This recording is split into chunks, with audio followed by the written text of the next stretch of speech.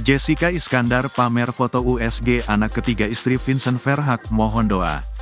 Presenter sekaligus aktris Jessica Iskandar pamer foto hasil USG anak ketiganya. Jessica Iskandar memang baru saja berbahagia. Pasalnya, istri Vincent Verhaak ini dinyatakan hamil anak ketiga. Kehamilannya itu didapatkannya melalui program bayi tabung. Rasa bahagia pun masih terus dirasakan oleh ibu dua anak tersebut. Ia bahkan memamerkan foto hasil USG yang memperlihatkan calon anak ketiganya.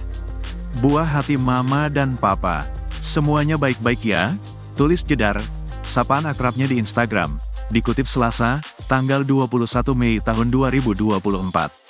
Jessica Iskandar lantas memohon doa agar kehamilan dan persalinannya kelak diberikan kelancaran. Doain ya guys lancar dan sehat-sehat semua, harap pemain film Dea Lova itu. Unggahan USG Jessica Iskandar ini pun langsung dibanjiri komentar netizen.